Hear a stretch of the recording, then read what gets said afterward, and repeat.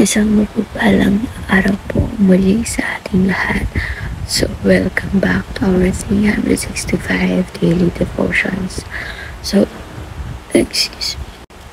So, today is August 3 and today is Saturday. So, this is our 6th installment of our current series, which is Intimacy with God. So, medyo iiklian ko lang yung devotion ko for today kasi I cannot really talk that long dahil sobrang kati ng lalamunan ko. So, kung mapapansin nyo, ilang araw na rin. Ayan, kung mapapansin nyo rin nga, ilang araw na akong walang boses. And kakauwi ko lang din ngayon kasi I had a lot of errands to attend to at our school today as a part of our organization, diba? President kasi ako ngayon ng organization namin sa school. So, ayun, going back, our topic for today is longer temptation is stronger temptation. So, in connection to our topic for today, ang Bible verse na ating tatalakayin ay ang 1 Corinthians chapter 6 verses 15 to 17.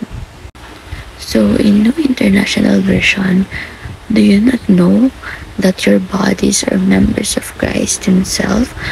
Shall I then take the members of Christ and unite them with a prostitute? Never. Do you not know that he who unites himself with a prostitute is one with her in body? For it is said, the two will become one flesh. But whoever is united with the Lord is one with him in spirit.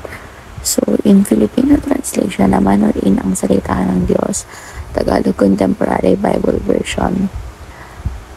Siguro isa-summarize ko na lang din to. Ibabasahin ko lang yung last verses. Hindi pa ang nakikipagtalik sa ganoong babae ay nagiging kaisang katawan niya, sapagkat sinasabi sa kasulatan, silang dalawa ay magiging isa. At kung makikipag-isa tayo sa Panginoong Jesucristo, kaisa niyo tayo sa Espiritu. So, for our teaching part, number 1, intimacy is exclusive for Christ. So, this verse tackles about our body. Diba? Kasi, this tackles on our body belonging or ourselves belonging in the body of Christ as the body of Christ, which is the church. Diba? So, ang church, hindi siya literal na building na pinupuntahan natin to worship. So, yung church, tayo yung bumubuo doon, tayo yung tinutukoy doon. So, the community, the people of God, so we are the church, and we belong to the body of the Christ, which is the church nga. And dahil doon, dahil nga doon, we should be, or our intimacy should only be exclusive with Lord God. Kasi, sabi nga rito, help me pursue intimacy exclusively for Christ. When I am tempted, I pray that your Holy Spirit enables me to flee from temptation. Kasi yung intimacy nga na-feel natin dito sa mundo towards another person, so that is just a form of temptation. Diba? Yung mga loss, yung mga, alam mo yun, yung, so, I guess, and I also agree that these topics should be freely discussed sa mga high schoolers, even at the early age.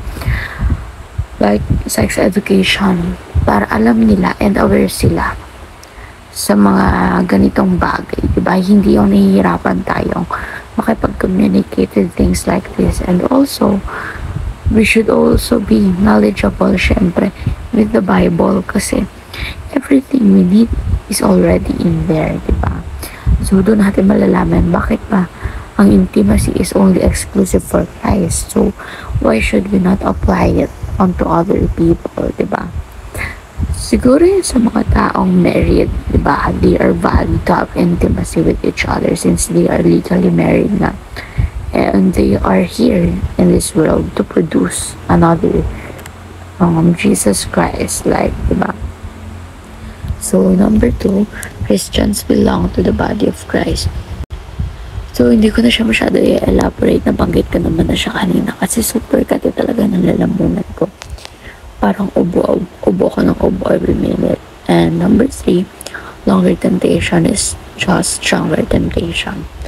So for our application, number 1, do not expose yourself to temptation. Number 2, flee from all kinds of temptation. And number 3, choose your crowd wisely. So for our discussion part by now, we should be able to identify the reasons as to why is it important to surround ourselves with godly people. So ayun lamang po for our devotion for today, and I hope na may natutunan tayo. So God bless us all.